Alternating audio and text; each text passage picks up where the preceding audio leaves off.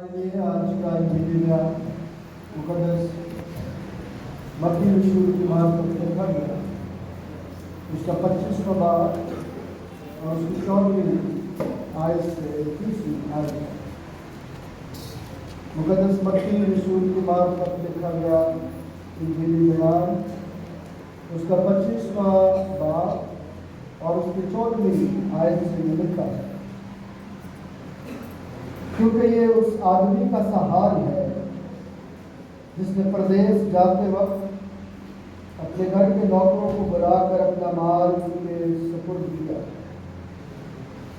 اور ایک کو 5 توڑے دیے، دوسرے کو 2 اور تیسرے کو 1، یعنی ہر ایک کو اس کی لیاقت کے مطابق دیا، اور پردیس چلا گیا۔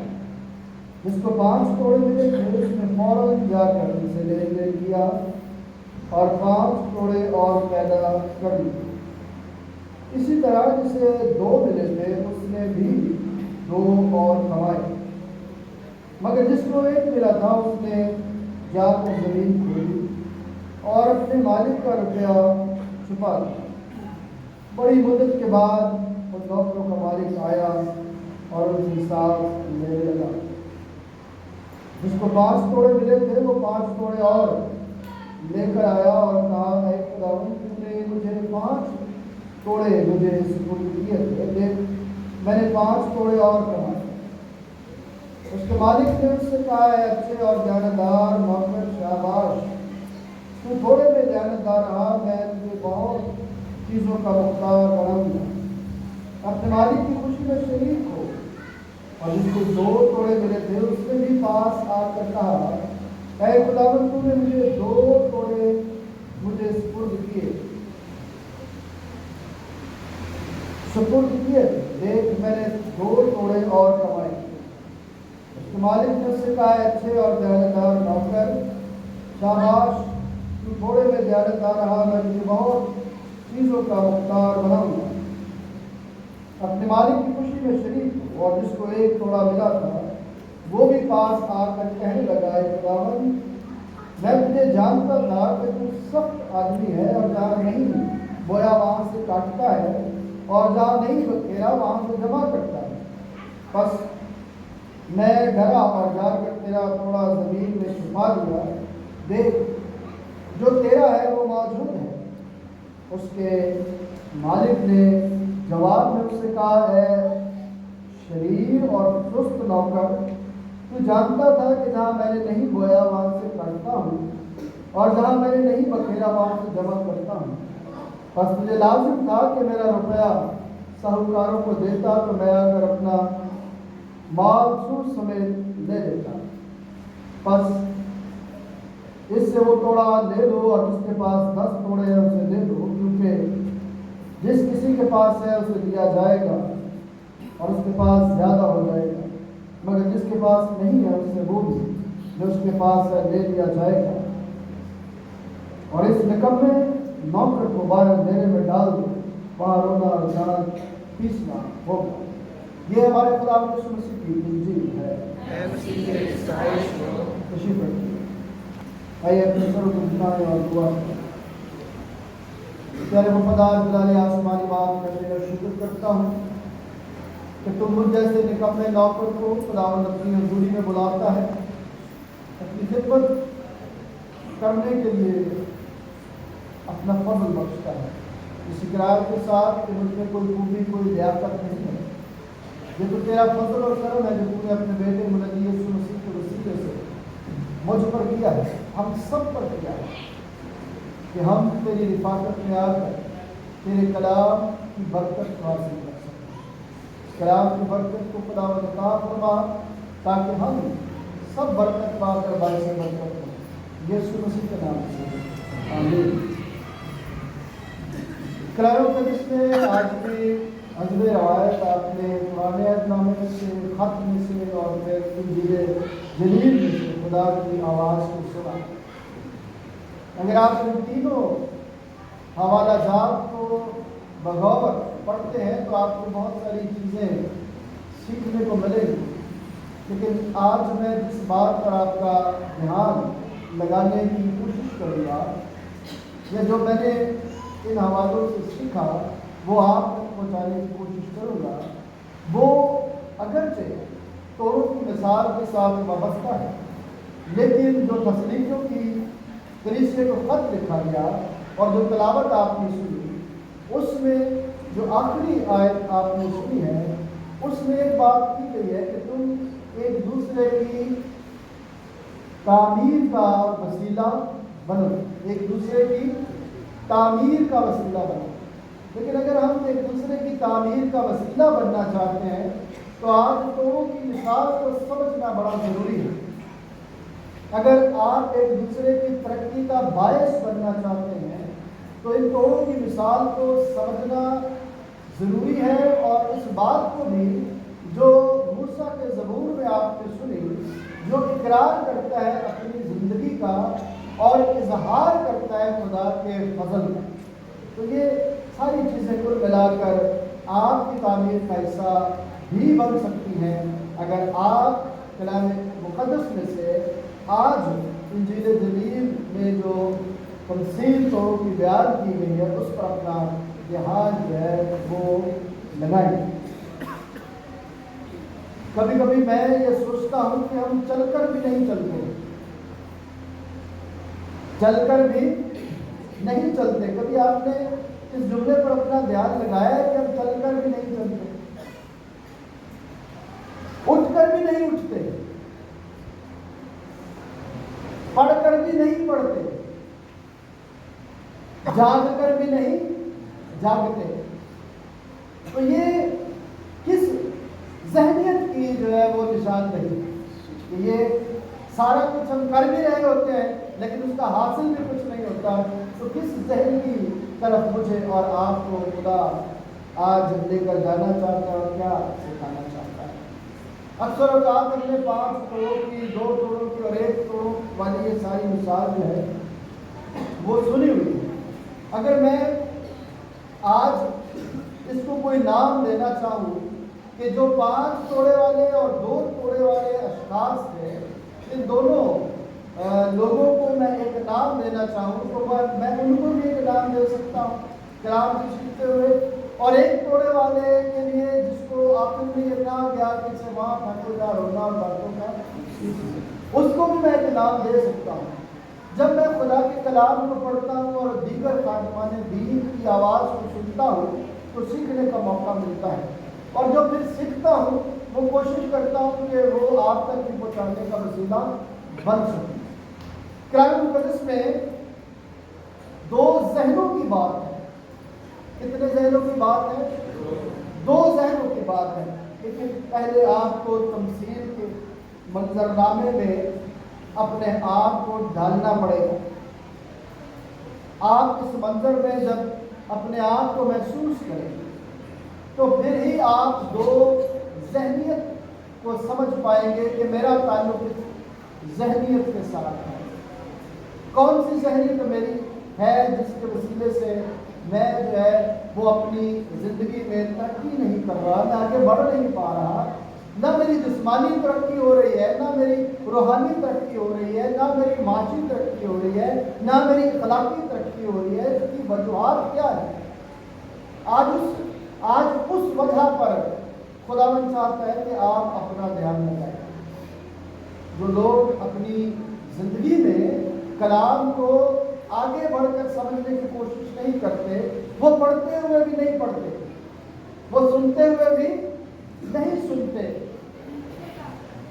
क्योंकि कान सुनने के लिए तो है लेकिन उनका जहन उसे जब कबूल नहीं करता तो इसका मतलब है सुन तो रहे हैं लेकिन कबूल नहीं कर रहे। जब आदमी चल रहा होता है, अगर उसको अपनी मंजिल का पता नहीं है तो वो चल तो रहा है लेकिन चल नहीं, क्योंकि उसकी ज़िंदगी में कोई मकसद नहीं। और जिन जिंदगियों का कोई मकसद नहीं होता उनका चलना भी फजूल है, जागना भी फजूल है, काम करना भी फजूल है।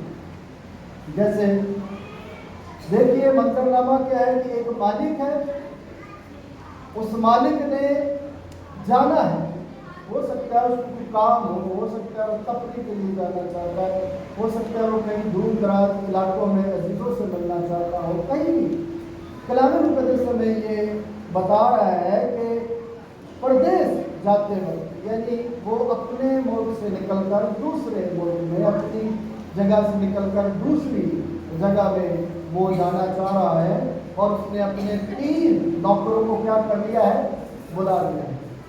हम इन 3 नौकरों की हैसियत को समझ सकते हैं कि नहीं समझ सकते? हम इन 3 नौकरों की हैसियत को, उनके मकाम को, उनके स्टेटस को जान सकते हैं कि उनका स्टेटस क्या है।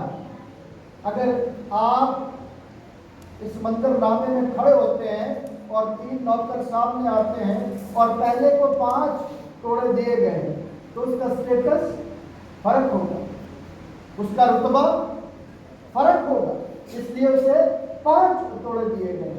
फिर दूसरे को बुलाया गया तो उसे 2 तोड़े दिए गए। इसका मतलब है कि पहला जो 5 तोड़े वाला था उसका रुतबा ज़्यादा बड़ा था, और जो छोटा था 2 तोड़े वाला उसका रुतबा उससे कम था। फिर 1 तोड़े वाले की बात करते हैं तो मालूम होता है कि उन दोनों से उसका रुतबा कम था, इसलिए उसे 1 तोड़ा जो है वो दिया गया। अच्छा, ये बात आप कहाँ से ले सकते हैं? देखिए कलाम खुद ये बात बता रहा है, और क्या बता रहा है, क्या लिखा हुआ है। जब हम यहाँ पर पढ़ते हैं तो लिखा हुआ है कि और तीसरे को यानी हर एक को उसकी लियाकत के मुताबिक दिया। ये बात मैंने इसलिए कही कि जब लियाकत की बात की जाती है तो मुमकिन है कि उनका रुतबा, उनका स्टेटस जो है वो क्या हो, फर्क हो। इसलिए जो तकसीम की गई वो उनके रुतबे के मुताबिक की गई थी।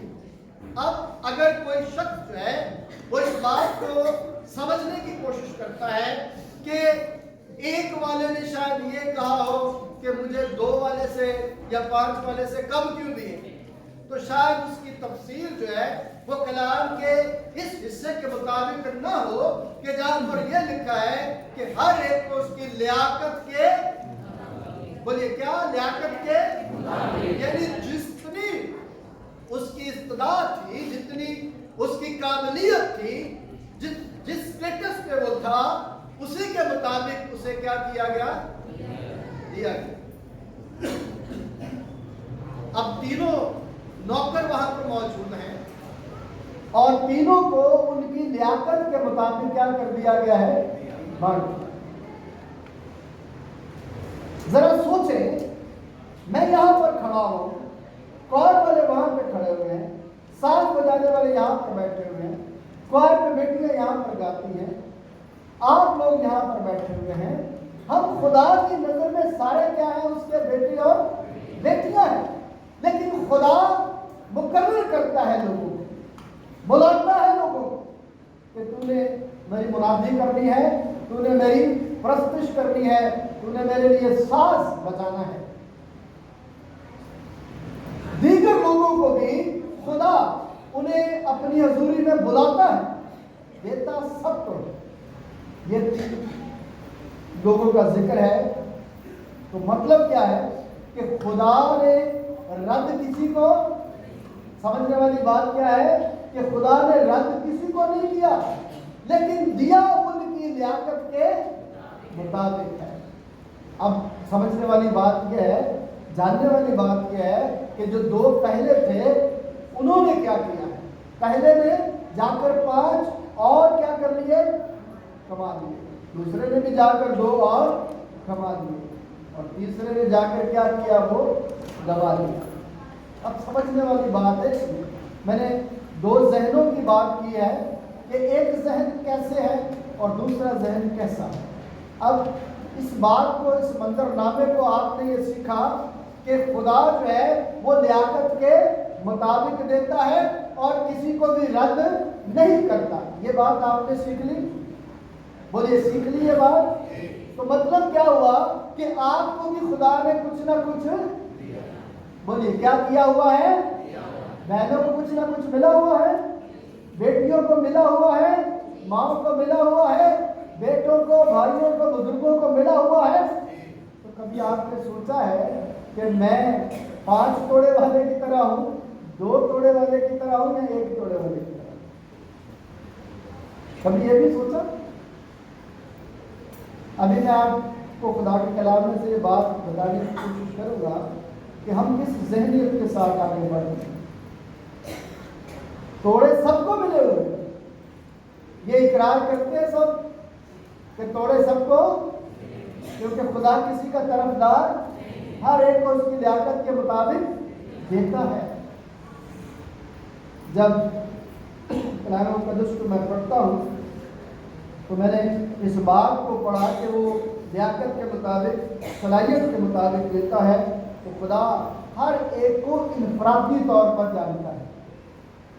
خدا ہر ایک کو انفرادی طور پر جانتا ہے، لیکن ہم اپنے آپ کو بھی نہیں جان پاتے۔ خدا ہم سب کو جانتا ہے اور صرف ہم سے توقع یہ کرتا ہے کہ ہم بھی اپنے آپ کو کیا کریں؟ جانیں۔ موسیٰ نے اپنے آپ کو جان کر کہا کہ تو نے ہماری بدکاری کو کیا کیا ہوا ہے؟ بھلا دیا ہوا ہے۔ تو جانتا ہے کہ ہم خاک میں سے ہیں، لیکن پھر بھی وہ ہم سے کیا کرتا ہے؟ پیار کرتا ہے، رد نہیں ہمیں کرتا۔ یہ بات سمجھنے والی ہے، جاننے والی ہے کہ اس نے ہر ایک کو کوئی نہ کوئی لیاقت جو ہے وہ دی ہوئی ہے۔ یوسف کو جو لیاقت ملی ہوئی تھی، اس نے اس لیاقت کا استعمال کہاں پر کیا پتہ ہے؟ کس ملک میں جا کر کیا؟ مصر میں جا کر کیا، اور پھر اسی لیاقت کے وسیلے سے جب اس نے استعمال کی تو کیا بن گیا؟ مصر کا حاکم جو ہے وہ بن گیا، اور اپنے لوگوں کے لیے برکت کا وسیلہ بن گیا۔ موت کے منہ سے، کال کے منہ سے انہیں نکال کر خوشحالی میں واپس لے آیا۔ تو جو لوگ اپنے توڑوں کا استعمال کرتے ہیں وہ برکت پاتے ہیں، لیکن جب 5 توڑے والے کے لیے الفاظ کہے گئے تو کیا کہا گیا کہ تھوڑے میں کیا رہا ہے؟ دیانتدار رہا ہے۔ میں تجھے بہت ساری چیزوں کا دوسرے کے لیے بھی یہی کہا گیا۔ اب یہ جو اپنے توڑوں کو استعمال کرتے ہیں، یہ کس ذہن کے مالک ہوتے ہیں؟ اس کو ہم سیکھیں گے بات۔ پہلے ہم 1 توڑے والے کی بات کریں گے، جس کو اگر ہم نے سیکھ لیا تو 2 اور 5 توڑے والوں کی ذہنیت کو سمجھنا مشکل نہیں ہوتا۔ تو پہلے 1 توڑے والے کو سمجھنے کی کوشش کریں کہ 1 توڑے والے نے کیا ایسا کیا کہ جس کی وجہ سے اسے یہ کہا گیا کہ اسے باہر پھینک دو، لیکن اس سے پہلے یہ بھی کہا گیا کہ جو اس کے پاس ہے وہ بھی اسے کیا کر لیا جائے؟ لے لیا، یعنی اسے خالی کر دیا جائے، اس کے پاس کچھ بھی رہنے نہ دیا جائے۔ ہماری زندگی میں یہ نتیجہ بڑا ہولناک نتیجہ ہے۔ کیا ہم اس نتیجے میں آگے بڑھیں گے؟ لیاقت کو خدا نے مجھے اور آپ کو جو ہے وہ دی ہے۔ دیکھیے، میں آپ کو تیسرے کی طرف لے کر جانا چاہتا ہوں کہ تیسرا نوکر جو ہے وہ شاباشی کیوں نہیں پاتا، بلکہ اس سے یہ سزا کی بات جو ہے وہ کیوں کی جاتی ہے۔ پہلی بات، جب تیسرا آتا ہے تو دیکھیے وہ کہتا کیا ہے۔ ذرا کلام مقدس کو کھول لیجیے 25واں باب متی کا 24ویں آیت۔ اور جس کو 1 توڑا ملا تھا وہ بھی پاس آ کر کہنے لگا، اے خداوند، میں تجھے جانتا تھا۔ پہلی بات دیکھیں، اس نے اپنی ذمہ داری کا اظہار نہیں کیا۔ جو ذمہ داری اسے سونپی گئی تھی اس پر اپنا دھیان نہیں لگایا، بلکہ کیا کہہ رہے ہیں کہ خداوند میں تجھے جانتا ہوں۔ اور جواب میں اسے پھر ملا بھی کیا کہ جب تو مجھے جانتا تھا۔ آپ خدا کو جانتے ہیں؟ آپ خدا کو جانتے ہیں؟ بولیے، آپ خدا کو جانتے ہیں؟ ہمارے بزرگ سادھو سمندر صاحب نے ہاتھ لہرا کر کہا کہ میں خدا کو جانتا ہوں. پھر چلو جو خدا کو جانتے ہیں وہ جانتے ہیں کہ ہمیں کیا رہنا ہے؟ ہوشیار رہنا ہے. جو خدا کو جانتے ہیں وہ یہ بھی جانتے ہیں کہ ہمیں کیا رہنا ہے؟ ہوشیار رہنا ہے. وقت کو غنیمت جانو کیونکہ دن برے ہیں. بس دیکھو کہ کس طرح چلتے ہیں. نادانوں کی طرح نہیں بلکہ داناؤں کی مانند چلو. کیوں؟ کلام مقدس میں لکھا ہے کہ تمہارا خدا اچانک آ جائے گا. جیسے مالک اچانک آ جاتا ہے، اچانک آ جائے گا. اور اگر تم تیار نہ ہو گے تو پھر کیا ہوگا؟ پچھلی دفعہ ہم نے 10 کنواریوں کی تمثیل سنی تھی. تو جو تیار تھی تیاری ہم نے دیکھ لی تھی کہ تیاری کیا تھی. جو تیار تھی وہ دلہے کے ساتھ اندر چلی تھی، لیکن جو تیار نہیں تھی وہ باہر. تو ذہن جو ہے وہ کس طرح کی بات کرتا ہے، یا یہ ذہن جو ہے وہ کس طرح کی نشاندہی کرتا ہے. تھوڑی باتیں ہم اس طرح سے بھی سیکھنے کی کوشش کریں گے کہ بہت زیادہ منفی باتوں کی طرف اپنا دھیان نہیں لگائیں گے، لیکن مثبت باتوں کی طرف اپنا دھیان لگائیں گے. ہم بہت ساری باتیں مثبت کر رہے ہوتے ہیں، لیکن وہ اس لیے بے وقت ہوتی ہیں ہماری زندگی میں کہ ہم اس کو عمل میں نہیں لاتے. البرٹ کے پاس جتنا مرضی نالج ہو، علم ہو، راگوں کا، ٹھاٹوں کا، لیکن اگر البرٹ ریاض نہیں کرے گا تو گا پائے گا؟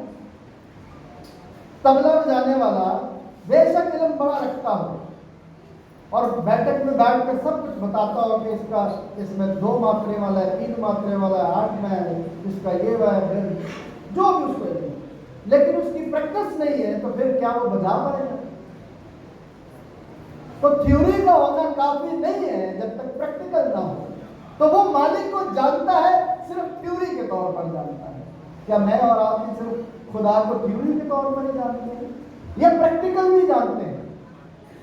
جو پہلے تھے 2 وہ پریکٹیکلی جانتے تھے، اس لیے انہوں نے عملی طور پر جو ہے وہ اپنے کردار کا اظہار کیا.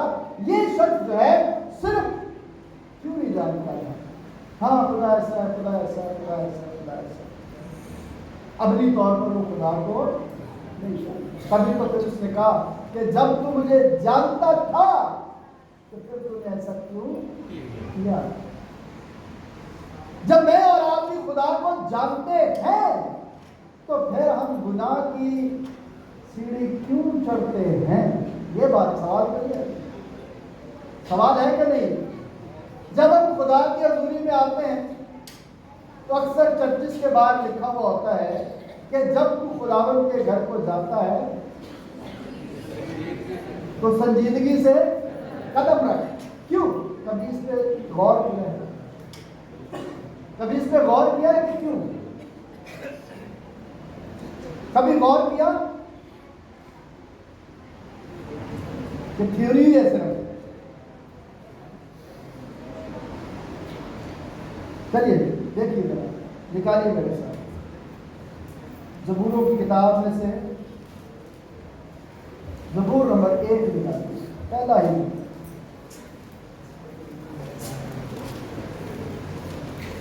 مبارک ہے وہ آدمی جو شریروں کی صلاح پر اور خطا کاروں کی راہ میں کھڑا نہیں ہوتا ہے. یہ وہ بات ہے کہ جب خدا چاہتا ہے کہ تو سنجیدگی سے قدم رکھ تو شریروں والی باتیں لے کر چرچ میں نہیں آنا، خطا کاروں والی باتیں چرچ میں لے کر نہیں آنا. کیوں؟ 5ویں آیت، اس لیے شریر عدالت میں قائم نہ خطا کار صادقوں کی جماعت میں، کیونکہ خداوند صادقوں کی راہ جانتا ہے. اس لیے سنجیدگی سے قدم رکھو. زبور 40 سب کو آتا ہے، گاتے ہیں سارے. آخری آیت میں کیا لکھا ہوا؟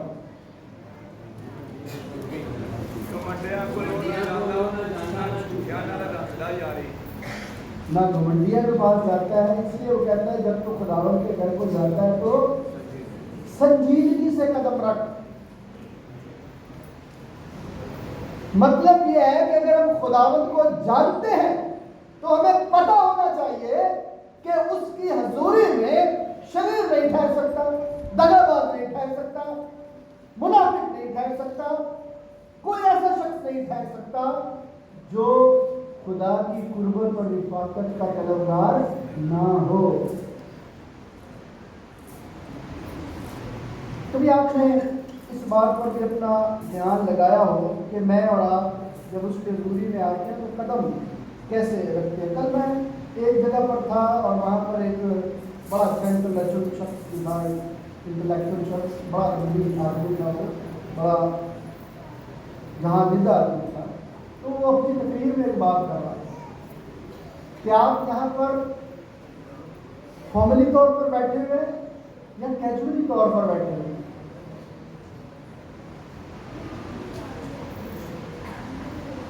رسمی طور پر بیٹھے ہوئے ہیں یا پھر ایسے ہی؟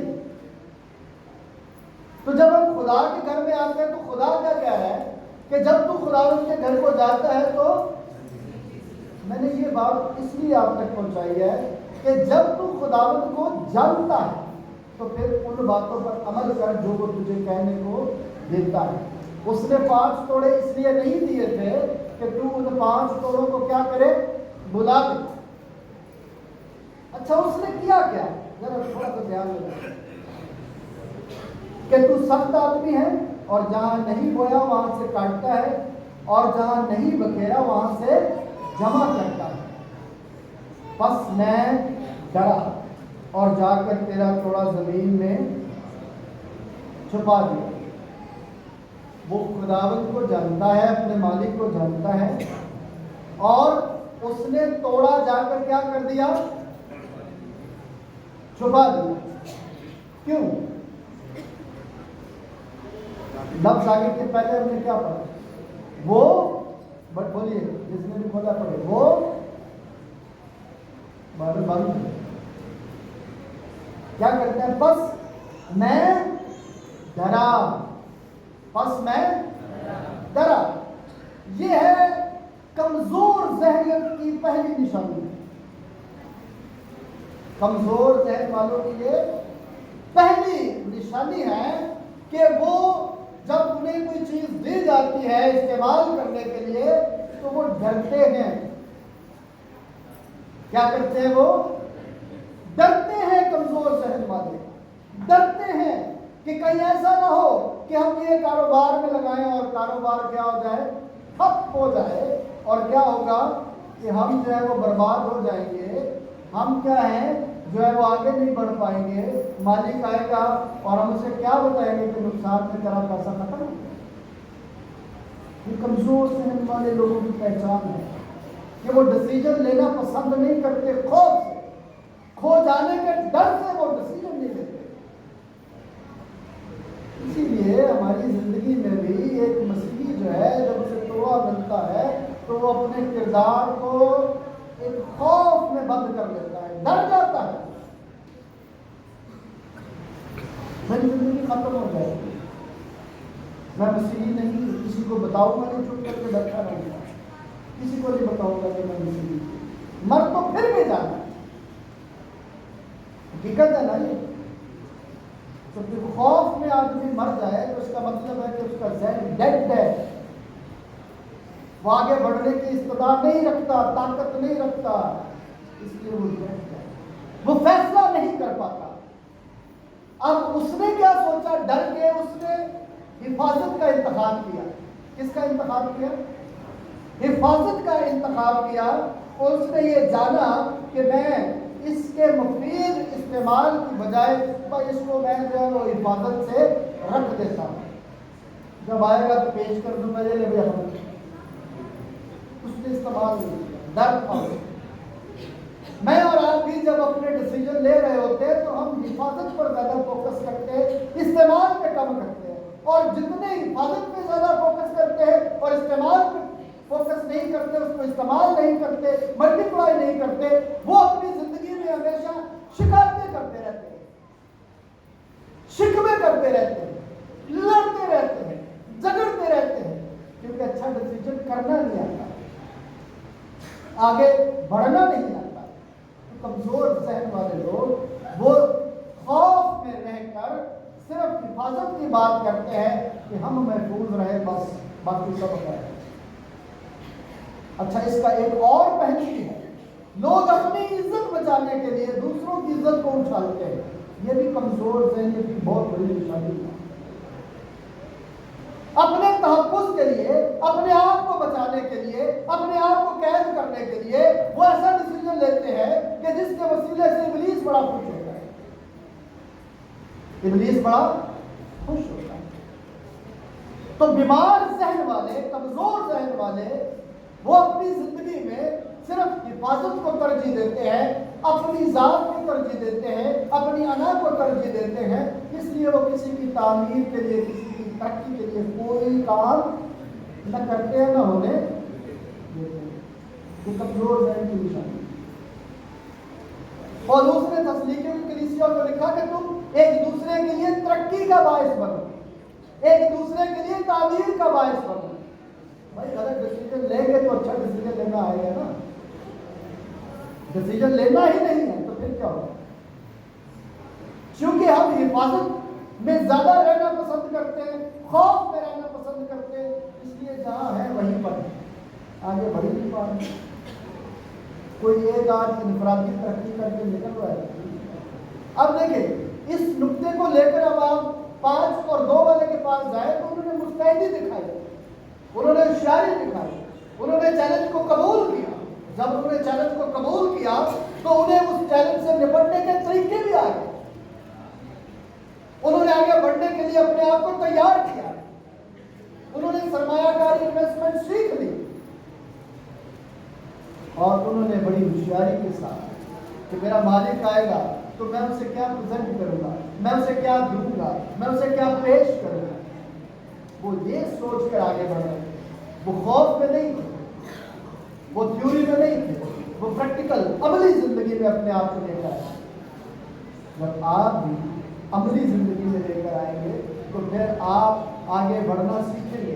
گریں گے بھی، اٹھیں گے بھی، چوٹ بھی لگے گی، شفا بھی ملے گی، لیکن انہی تجربات میں سے گزرتے ہوئے آپ نے اپنے مالک کو کچھ پیش کرنے والی جو آپ نے گول سیٹ کیا ہوا تو پھر ہی آپ کام کر پائیں گے. اگر آپ نے خوف میں رہ کر اپنی زندگی کو بسر کرنا ہے، حفاظت میں رہ کر بسر کرنا ہے، دیکھیں اگر آپ کو کچھ پیسے ملے گا آپ اپنے گھر میں رکھ دیں اس کو اور استعمال نہ کریں تو کیا ہوگا؟ روز دیکھیں کہ پیٹ بھر جائے گا، روز دیکھیں کہ نئے کپڑے لے لیں گے؟ نہیں نا. آپ کی زندگی میں ایک عام سی بات ہے کہ آپ کام کرتے ہیں تو اس کے بدلے میں آپ کو اجرت ملتی ہے. ایسے ہی ہے، کام نہ کرنے جائیں. کام کروں گا میرے پاؤں تھک جائیں گے، کام کروں گا میرے ہاتھ تھک جائیں گے، زیادہ پڑھوں گا میری آنکھیں تھک جائیں گی. چیلنج کوئی نہ. اپنی زندگی کو، اپنی آنکھوں کو بھی بچانا ہے، اپنے ہاتھوں کو بھی بچانا ہے، اپنے پاؤں کو بھی بچانا ہے.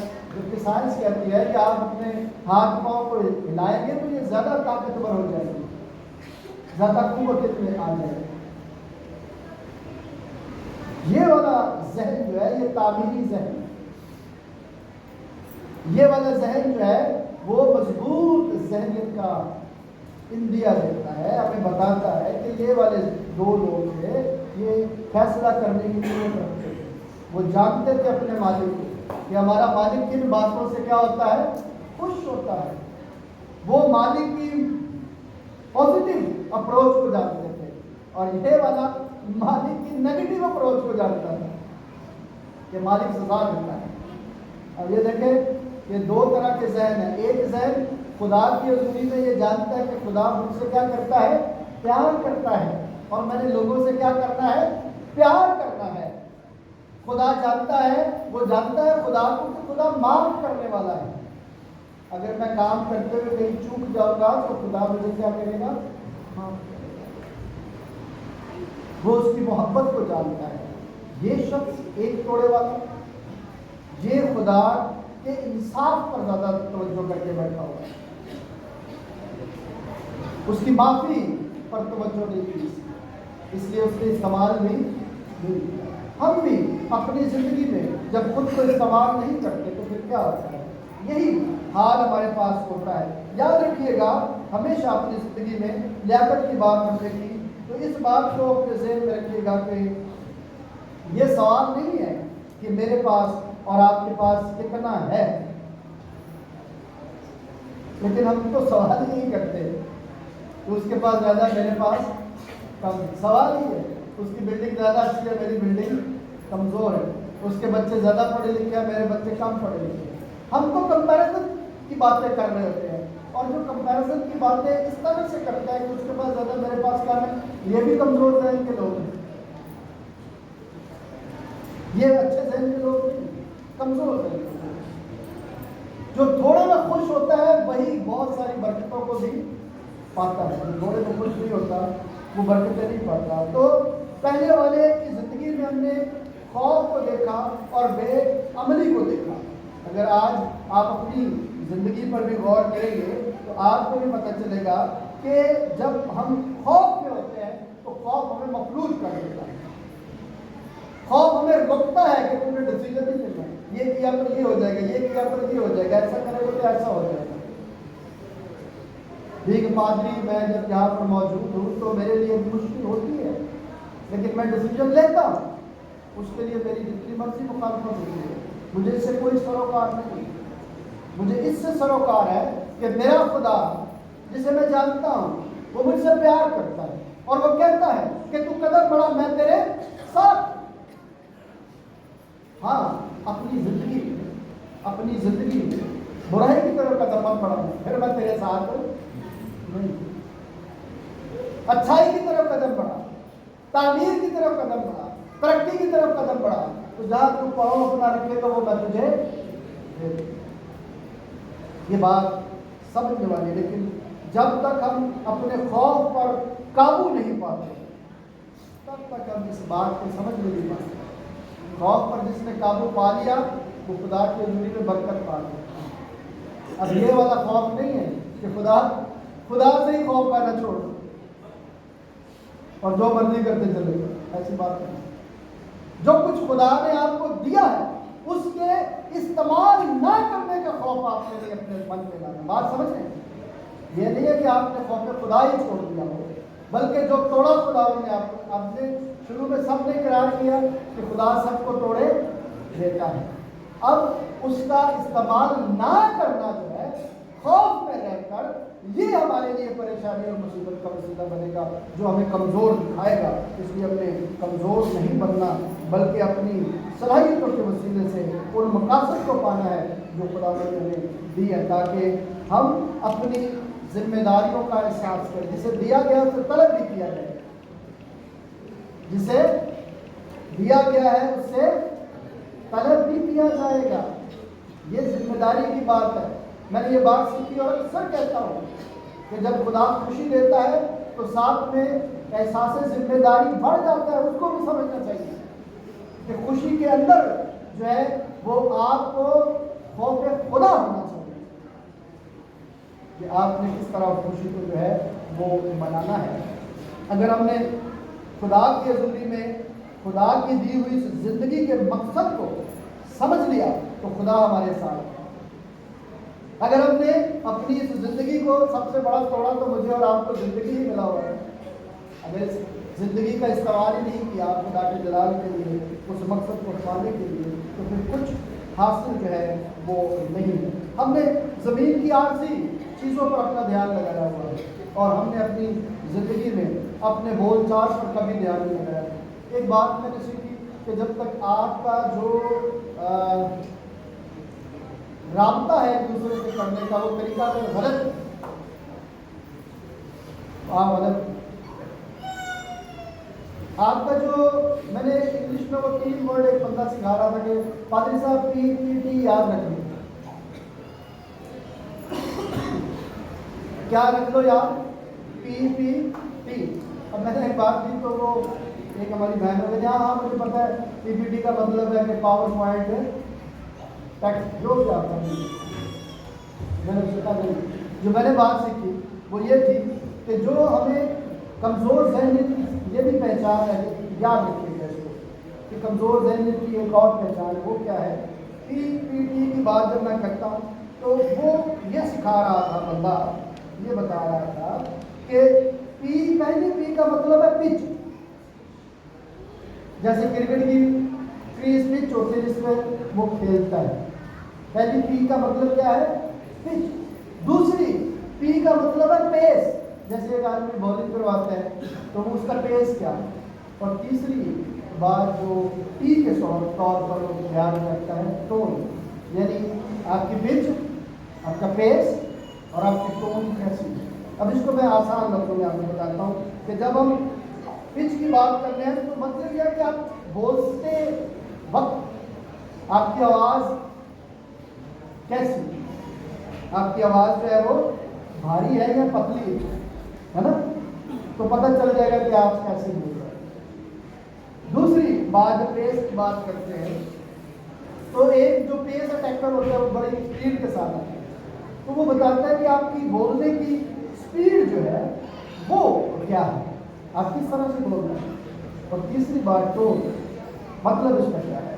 مطلب اس کا یہ ہے کہ آپ کسی کو منا رہے ہیں یا کسی کو جتا رہے ہیں یا کسی کو بتا رہے ہیں۔ تو اپنی زندگی میں جب آپ کسی کو بہت چیختا ہوا دیکھیں، بہت لڑتا ہوا دیکھیں، تو اس کے لیے دعا کیا کریں، کیونکہ وہ کمزور ذہن کا آدمی ہے، کمزور ذہن کی خاتون ہے، اس کو دعا کی ضرورت ہے، اس کے ساتھ جھگڑنے کی ضرورت نہیں ہے۔ تو کمزور ذہن والے جو ہے وہ خوف میں اپنی زندگی بسر کرتے ہیں اور وہ عملی زندگی میں قدم نہیں رکھتے۔ اسی طرح ایک توڑے والے نے خوف میں اپنی زندگی کو رکھنے کا انتخاب کیا، استعمال کرنے کے انتخاب کو اس نے رد کر دیا۔ آج آپ پر خدا سوال کرتا ہے کہ آپ رد کرنے والی زندگی میں سے عملی زندگی کو رد کرنے والے ہیں یا عملی زندگی میں آگے بڑھنے والے ہیں؟ آپ کس ذہن کے والے ہیں؟ آپ کا پی کیا ہے؟ آپ کس طرح سے آگے بڑھنا چاہ رہے ہیں؟ آج میرے لیے اور آپ کے لیے موقع ہے کہ میں اور آج خدا کی حضوری میں اس بات پر اپنا دھیان رکھیں کہ جو خدا نے مجھے اور آپ کو ٹیلنٹ دیا ہے اس کے ہم محافظ بھی بنے، اس کو عملی زندگی میں آگے بھی لے کر چلے اور سب سے بڑھ کر اس کے ساتھ وفادار رہیں۔ بالکل بھائی، جب ہم اس کے ساتھ وفادار رہتے ہیں تو خدا ہماری صلاحیتوں کو بڑھاتا ہے اور خدا ہمیں ضرب میں آگے لے کر جانا چاہتا ہے تاکہ ہم تقسیم کی طرف نہ آئیں بلکہ ملٹیپلائی کرنے کا فضل پائیں اور جو اس نے ہمیں دیا ہے وہ ہمارے لیے پھلدار بنے۔ کیا آپ چاہتے ہیں کہ آپ پھلدار بنے؟ آپ خدا کی حضوری میں خدا کو جانتے ہوئے کہ خدا رحم کرنے والا ہے، پیار کرنے والا ہے، آپ اس کا اظہار عملی طور پر کریں گے؟ بولیے، کریں گے کہ نہیں کریں گے؟ آپ دوسروں کو معاف کرنے کے لیے تیار ہیں؟ آپ چاہتے ہیں کہ آپ دوسروں کی ترقی کا وسیلہ بنیں؟ آپ چاہتے ہیں کہ آپ دوسروں کی قدر میں اضافہ کریں، آپ کسی کی ویلیو میں اضافہ کرنے والے بن جائیں؟ تو آئیے اپنے سروں میں اس سے دعا کریں، خداوند مجھ پر رحم کر، مجھے اپنے ساتھ چلنے کو فضل دے تاکہ میں خداوند جب تجھے جانتا ہوں تو پھر میں تیرے توڑے کا استعمال کرنے کی حکمت مجھ سے پاؤں، مجھے وہ لیاقت، وہ صلاحیت کہ سارا جلال میں دے۔ خدا اس پیغام کے وسیلے سے مجھے اور آپ سب کو برکت دے، آمین۔ اپنے سر کو جھکائے دعا کریں اور شکر گزاری کے لیے دعا کریں۔ دعا میں رہنمائی ہمارے بھائی منظر نظر کریں۔